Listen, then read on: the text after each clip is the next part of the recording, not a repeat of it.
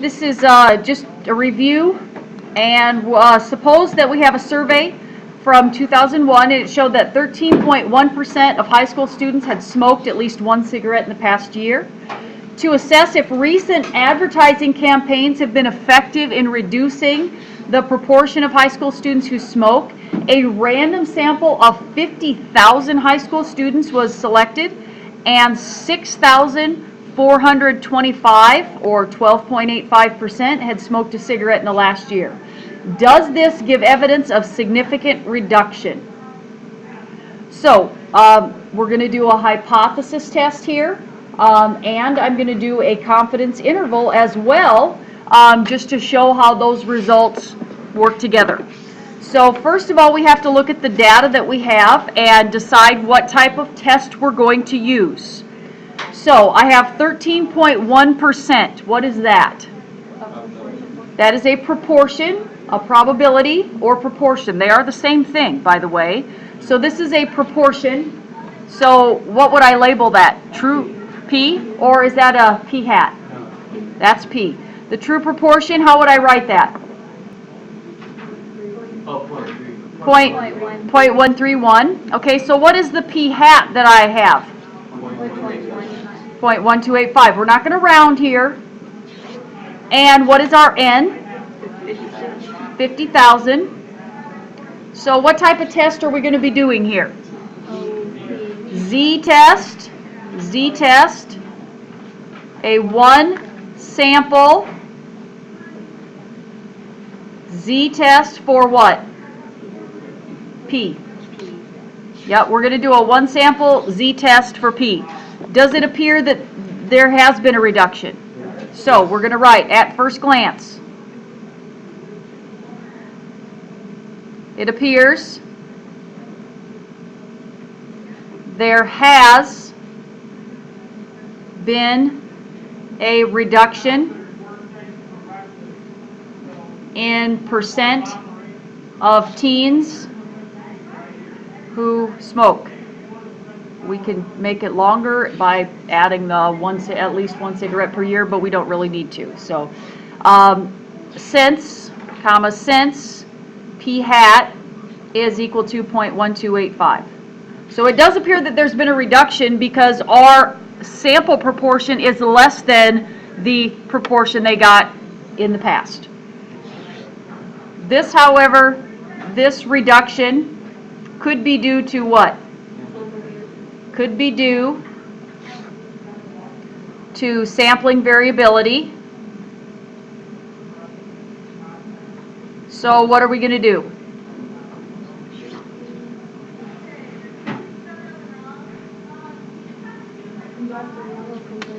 Okay, so I will conduct a one sample Z-test for P at what alpha level? Okay, we can do 0.05. Okay, you get to pick the alpha level unless you're told what it is. It doesn't matter what you pick. All right, second step, we need to name the hypotheses. The null hypothesis is that P is what? And the alternative hypothesis is that P is less than 0.131. This is a one-sided or one tail. Is it lower or upper tail? Lower tail, meaning it's down here. Okay, so what do we do next? We've checked the conditions. So let's check the conditions. So condition 1, is it a random sample of teens, of high school students? Yes. Stated as a random sample of high school students. Okay, second, 50. Very good. Is less than 10% of all high school students. Yes, I would say.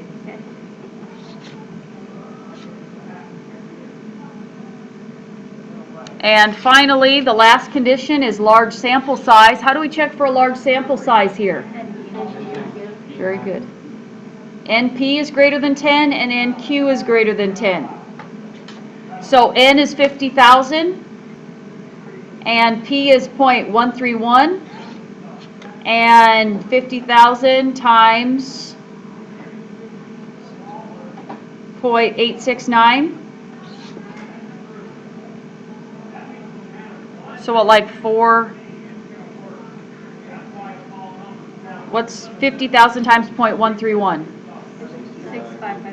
6550. Okay. And then this is going to be 43,450. Okay, both are greater than 10 by a long shot, right? Yeah. Definitely both greater than 10. So all of our conditions are met, so now we can do the test. So there is our hypothesis, there's our condition. So now I'm going to do the calculations. So the probability that my p hat is less than what? 0.1285. 0.1285 is equal to the probability that z is less than, and now we can plug our numbers in to our formula, or we can just write our formula down. It doesn't matter, because we're going to do the z, I'm going to show you how to do this on a calculator. I'll put the numbers in and work it out, and then I'll do the calculator steps over here. So probability that z is less than 0.1285 minus the hypothesized value, 0.131, divided by the square root of PQ over N. 0.131 times 0.869 divided by 50,000. So this will be the probability that z is less than, got to have our calculators out now. I'm going to take 0.1285 minus 0.131, hit equals, divide by, begin parentheses, second square root, 0.131 times 0.869 divided by 50,000. And that gives me z is negative 1.657.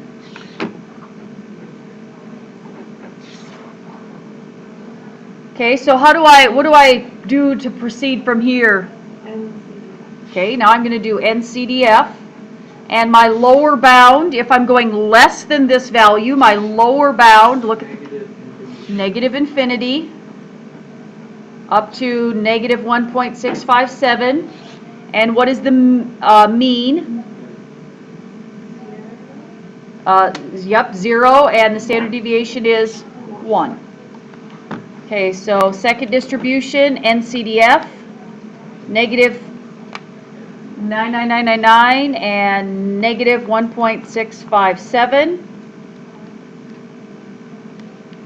And it gives me 0.0488.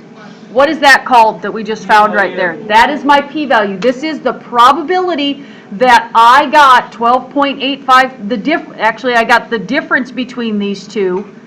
I got a value this extreme or more extreme, assuming that the actual percent is 13.1. So this is my p-value. The probability is about 4.8% of the time. About 5% of the time I'm going to get a difference this extreme. And what was my alpha level? 0.05. So how would my p-value compare to alpha? It is less than. So we are going to reject the null and conclude what?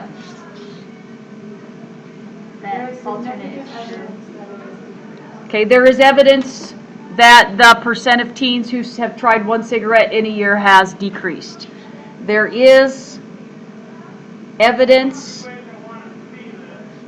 that teen smoking has decreased.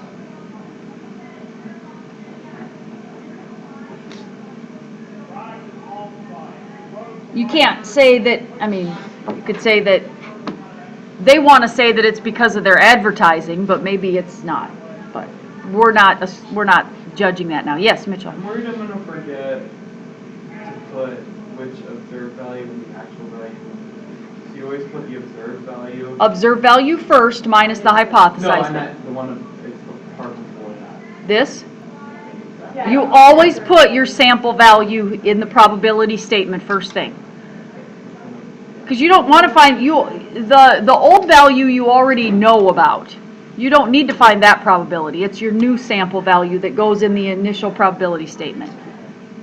Okay, so, oh, go ahead. So you're trying to find the probability that that value, that observed value would happen. Yes, exactly. Okay, so how would I do this z-test, but it's not really a z-test. How could I do this on my calculator? I would still have to write down, you know, these steps here, my p-value. But if you go to your stat test menu, okay, stat test menu, so stat over to tests, this is a 1 proportion z-test. 1 proportion z-test. That's the type we're going to use. Okay, so now this is your null p, which is what in this case? 0.131.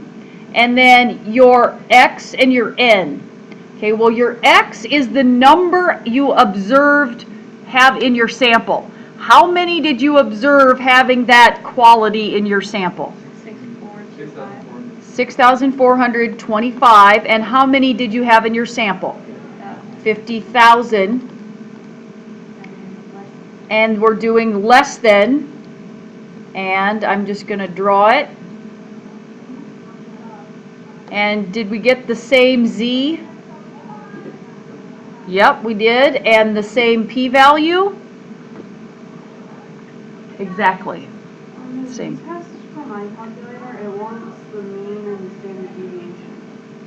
You don't do a z-test. It's a 1 proportion.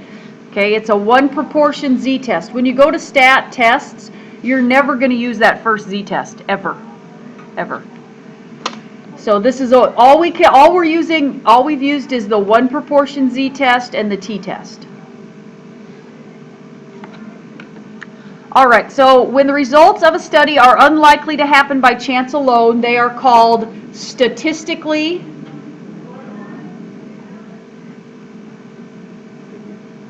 significant.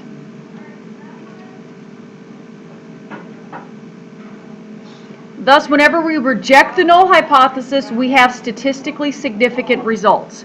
Whenever the p-value is less than alpha, you're going to reject the null, and that means it's statistically significant. Every time you reject the null, that's statistically significant. This does not mean the results are practically significant, okay? Practically. The results that are practically significant would lead us to change the way we think about an issue. Let's think about this example here. In this cigarette example, a decrease of 0.25%. I mean, what's the true difference between these two percents? It's only 0.25. 1/4%. Is that really significant? I mean, initially I would say that's not even a big deal. Okay? So why did we get that it's statistically significant? Well, no, but why did we end up rejecting the null? How did we get... The value is less than the probability that happens. It's less than the level of significance. Okay, but what if I would have picked 0.1 as my alpha? Then would I have rejected the null if I would have picked 0.1, 10%?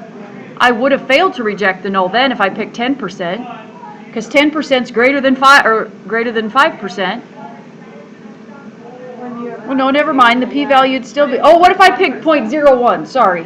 0.01%. Then I would have failed to reject. Okay, now, here's the deal, though. Here's why we got... Do you agree with me that 0.25% is not that big of a reduction? What's the big deal? Okay, well, the reason we got these results, though, is because of the sample size. Okay? It says down here, when the sample size is really large, meaning the power is high, large sample size means high power, even very small differences between the observed value and the hypothesized value will give significant results, even if the difference isn't practically significant. Okay, so maybe you spent tons and tons of money on this advertising campaign, millions of dollars, and you got a reduction of 1/4%. Are you going to keep paying a bunch of money for that advertising campaign with those type of results? I mean, they might be statistically significant in the big scheme of teenagers, okay? But you may not be